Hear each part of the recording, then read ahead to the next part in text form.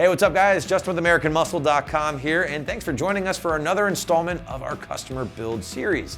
Series of videos where we spotlight a different customer ride from across the country, talk to them about their car, the modifications, maybe what they would change, future mods, and maybe at the end of the day, give you guys some cool ideas for your own ride at home. Today, we're actually talking to a buddy of mine. Nick is an avid Mustang fan, owns a couple, including a classic Mustang, and he recently got his hands on a 2019 Velocity Blue car that he has been hard at work modifying and making his own. Guys, if you want to see a complete breakdown of Nick's modifications, go ahead and check out his build page back on the site, of course, or if you're catching this on YouTube, go ahead and click on that link below in the description. Let's say what's up to Nick. So Nick, how you doing today, sir? I'm doing well. How are you, Justin? I'm doing great. So you got a 2019 in your hands now, and you've wasted no time getting started with some of your mods. So why don't we walk around the car virtually here, if you will, and let's talk about some of the stuff you got going on. Let's start up front. And you did one of my favorite mods, the RTR grill, along with the lights. Talk about that so far. Whenever I was trying to build it out, I was actually trying to think of ways to pay homage to the 1969 Mach 1. I saw the RTR grill and I had to have it. It definitely kind of screamed like a legacy package to me. Yeah, it looks great, man. I love the lights. I mean, it's really a good way to differentiate from the factory grill, and I really like the RTR stuff, so that was an awesome mod there. Not going too far, the Redline hood struts, it looked like that was one of the first things you added. Big fan of just a simplistic mod like that, right? It's a very simple mod. It really, really is, but it just makes it so much cleaner, obviously easier to lift the hood. I get it, man. I think that's a lot of Mustang owners out there, first mods for that reason. Cleans up the bay, makes it easier to work on under the hood, and it just looks cleaner whenever you pop the hood. And in your case, probably made installing that Roush Power Pack a little easier as well, huh? Oh, that's for sure. Yeah, the Roush Power Pack I'm a fan of. Not only do I have the cool air intake, but I also have the Roush Tune on it. And I was driving it down, the highway nearby, and I finally got on it. I had a big stupid smile cracked across my face. I was like, this car finally drives like the way it looks. So you've noticed a big difference then from the factory calibration to the Roush calibration?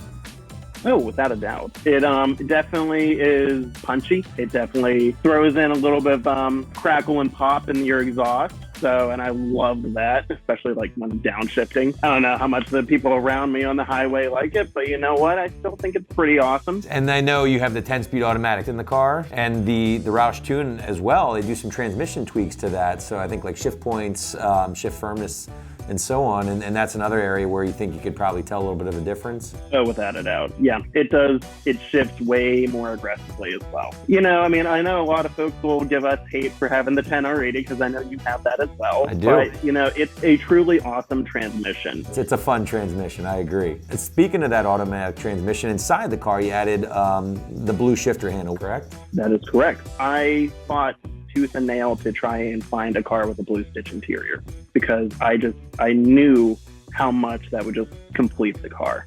Now, I did notice with some of your parts, you kind of went with like a black and blue theme. So for instance, those MMD by Foose hood scoops, correct? You did like the matte or satin black there? Yeah, I did the satin black hood scoops. There's just some aesthetics that I feel need to be carried over from the older models to the newer models. And so that was kind of my cool thought with the whole project.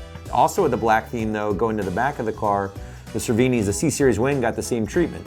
Yeah, I ordered that in, got it, unpainted. I was able to make some connections with my local paint shop, and so we got it painted matte black, but I did the installation myself. Definitely wanted to do everything that I could with the car by hand, just on my own terms, basically. Absolutely. No, it looks great. I love the consistency from the front to the back with the blue and black theme. It looks awesome. The one area you did go color match, though, on the side were the MMD by Foose scoops, correct? Yep. The Velocity Blue, of course, I've been told by plenty of body shops it's a tough color to match. But I will say that the scoops that I got came perfectly. Seamless installation. They will just look sharp on the car. And that's a good thing to point out, too. A lot of times guys are apprehensive about going with a pre-painted part from the site, but another testimonial from Nick here saying that the Velocity Blue is on point. Oh, absolutely. Nice. That's always good to hear, sir. And speaking of those louvers, you did add those, correct, to the S550 there? You know, I saw there were a lot of plastic options, composite material options, but I was really looking for something that just screamed 1969. In keeping with the Mach 1 theme, I saw the aluminum louvers, and they were just like the perfect fit. So easy installation, but ultimately they just really pulled the whole look together. Well, so Nick, any mod that are not necessarily modification, but anything you might change as far as your journey so far with the car or the mods that you've added? I do eventually want to put on like an H pipe. I was actually eyeing the Outlaw active exhaust for my Mustang. I don't know, I definitely want to do more like performance upgrades. I definitely get better brakes. It's not a performance pack vehicle, so I don't have the Brembos yet.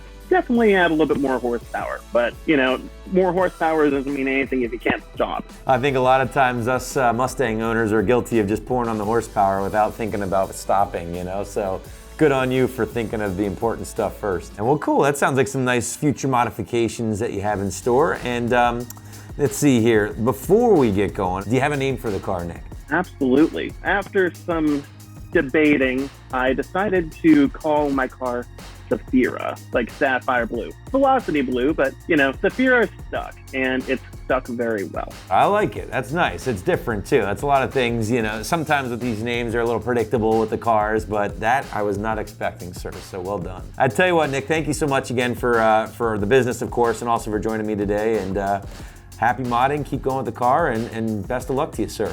Yeah, absolutely. You have a good one. All right, well, there you go, guys. Nick, an old buddy of mine here, avid Mustang fan, of course. He's got the classic. Now he's got the new one, and I would say he's living the Mustang dream, right? 2019's off to a great start. Got some really cool modifications. I like the theme he's got going on, trying to kind of implement or evoke some of that classic Mustang styling. And again, he's certainly not done with his build. He's got a lot more planned, so that's what we like to hear, right? And as always, guys, if you do want to see a complete breakdown of what Nick's got going on with his ride, click on that link below in the description. If you're watching this on YouTube, that'll bring you back to his build page at AmericanMuscle.com. Hey, in the meantime, I'm Justin. Thanks for watching, and for all things Mustang, keep it right here at AmericanMuscle.com.